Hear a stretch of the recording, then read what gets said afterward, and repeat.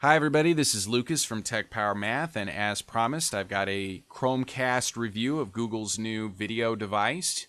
As you can see on the screen there, I've got the Chromecast. One end plugs into the HDMI port of your high-definition television, and the other end into your power supply. I took the Chromecast out for a test run with several different devices, including an Android phone, a Windows 7 PC, an iPad 2, a Samsung Chromebook. In all cases, it was very easy to install. There's a browser extension if you're going to use it with Chrome. It just automatically installs on Android devices and iPad. It was very easy to use. I found some good things about the Chromecast, but cutting to the chase, not enough to recommend it. And that's hard for me to say because, frankly, from Google Apps to Android, I'm pretty sold out on the whole Google ecosystem of products. But the Chromecast, for me, it's just not there at this point. As you can see on the screen, I'm sending video over via the Chromecast button. If you've ever used AirPlay and the Apple TV, it is very much the same. The icon even looks similar. They just positioned it at the top of the YouTube app on the iPad. And there it is. It comes across. It's great quality, actually. It's crystal clear, and the audio is great. But you have to have a smart device at all times.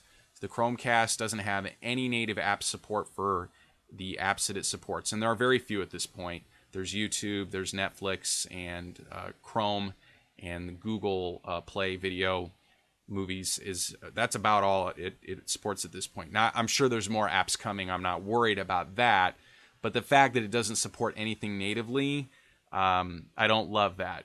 The Roku box, the Apple TV are the other two that I've used the most, and they all have native app support. Now, I'd be okay with that if there was more ability to do mirroring of content. There is some ability to do mirroring that I'll show you in a minute here, but the Chromecast is still at its best when it's sending video over. It works great for YouTube. You'll see it again here on the Windows PC. It also works great for Netflix. I didn't send any Netflix over because I don't want to get into any copyright issues here, but my tests of that worked great. When you're trying to send Chrome over via mirroring feature, I'll show you that in a second.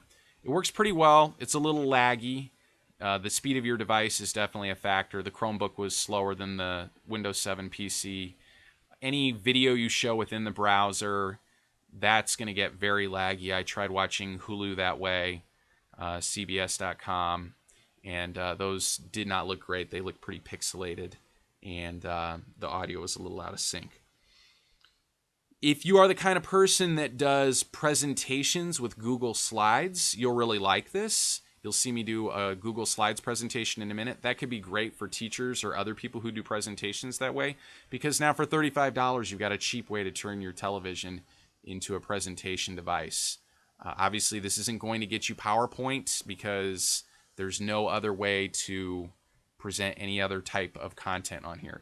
This is just within the Chrome browser. That's the only mirroring capability you've got. And I found that to be a great disappointment because with the iPad and other Apple products and the Apple TV, you can send over anything that it's capable of showing you. So any iPad app, and even your general iPad display, as you scroll through your apps, it'll all show up there in great quality on your Apple TV.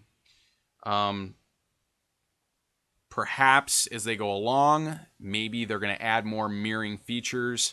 It wouldn't shock me if at some point Google added the ability in a future version of Android and an update to the Chromecast, the ability to mirror more from Android phones and tablets. But until they do that, it's pretty hard for me to recommend this device, even at $35. If I were looking for an Apple or for an entertainment device, I'd be looking at a Roku box. And if I were looking for a presentation device, I'd still be looking to the Apple TV and an iPad at this point, frankly.